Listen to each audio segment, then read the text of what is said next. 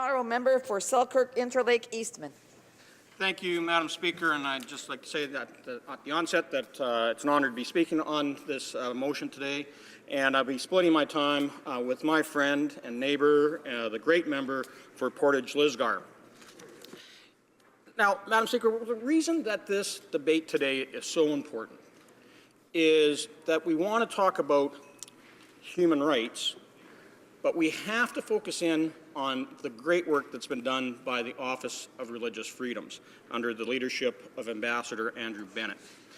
And we need to remember that when we look at most of the atrocities that have been committed around the world, when we look at most of the human rights violations that too many people have had the misfortune of experiencing, it's always started with an attack on religious freedom.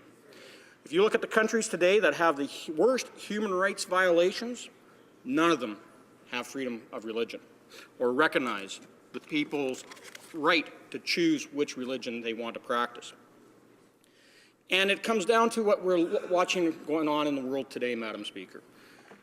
I was encouraged to see Secretary Kerry, Secretary of State of the United States, say this past week that what ISIS is doing in Iraq and Syria, and indeed around the world, is genocide. And their targets are religious minority groups. It's the Assyrian Orthodox. It's the Yazidis. It's the Christians in Caledonian. It's those groups that they are focusing on. It's Shia Muslims, and it's progressive Muslims that they are targeting. Anyone that will not accept their demented idea of religion, their own ideology, those are the ones that they are not just persecuting, they're exterminating. And we have to take a strong stand to stop these types of atrocities, to stop this genocide in particular in Iraq and Syria.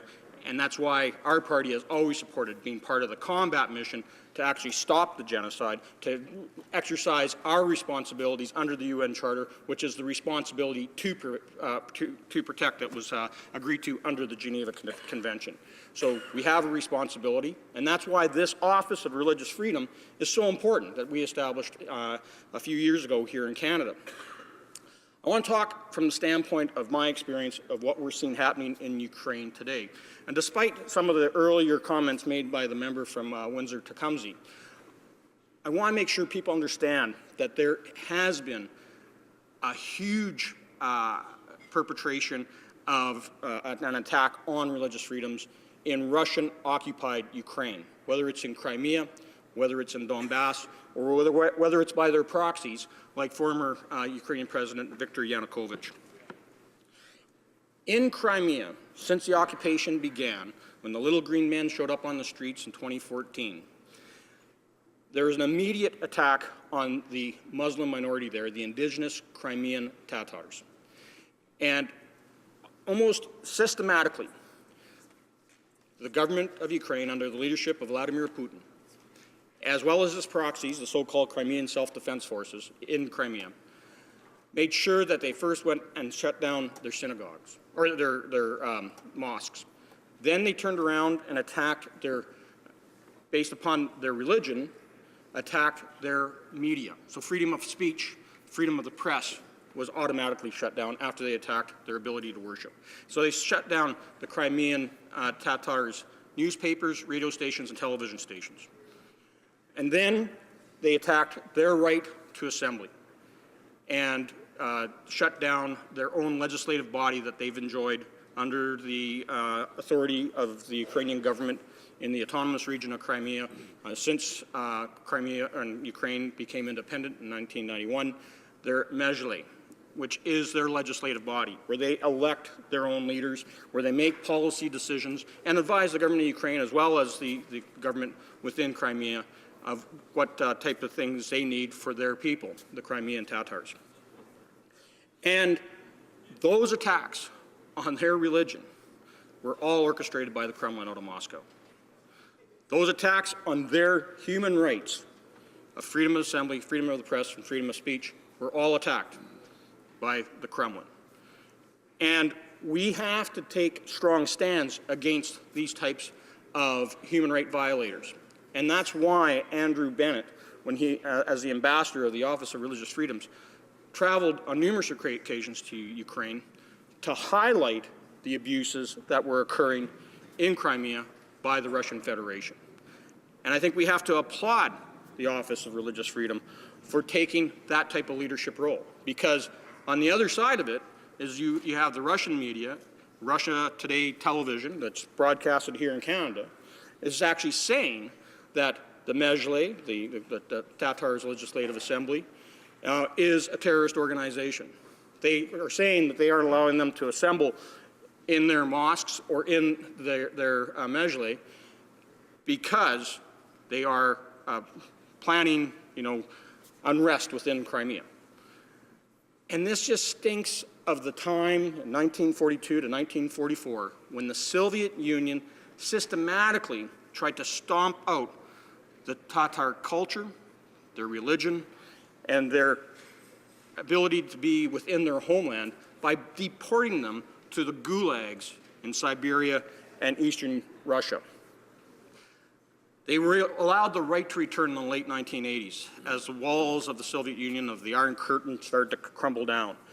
And they were allowed to go home, to reclaim their properties, and to reestablish themselves as a community under the leadership of the free and independent Ukraine. But all that has now been turned back. Crimean leaders have been arrested, many of them have disappeared, and that has been very disturbing. Amnesty International, has made a number of different statements, along with Freedom House, on everything that's going on in Crimea to the Tatar community. And they are saying that since the annexation by the Russian Federation, the fundamental rights to freedom of assembly, association, and expression have been repeatedly violated in Crimea. They say the Crimean Tatars, recognized as the indigenous people of the peninsula prior to the deportation of the entire population to remote parts of then the Soviet Union in 1944, began the painstaking process of reestablishing themselves in Crimea in the late 1980s.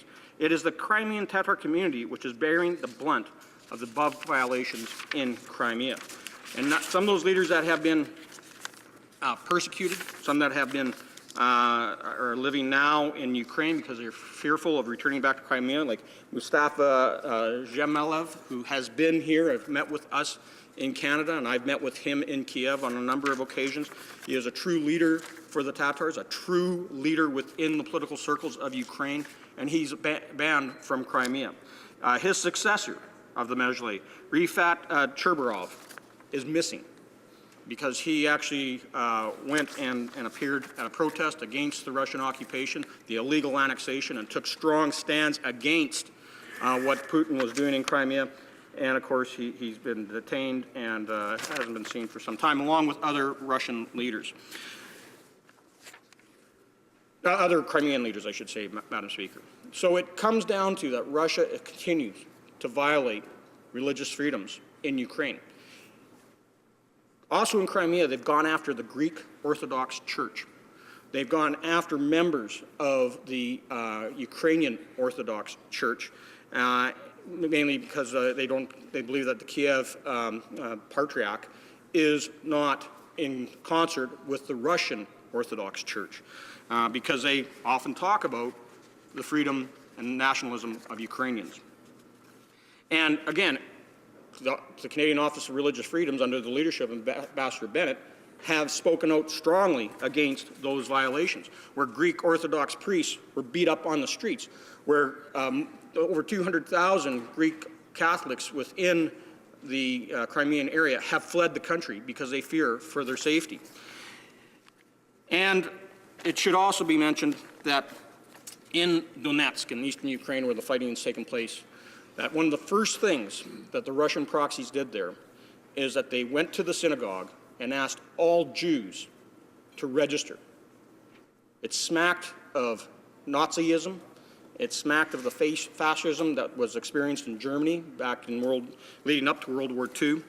And it's repeating itself, Madam Speaker, in Russia, in Ukraine today, and it's being perpetrated by the Russian government. So we need to continue to take a strong stand in support of religious freedoms. Otherwise, we will not have human rights respected in those regions.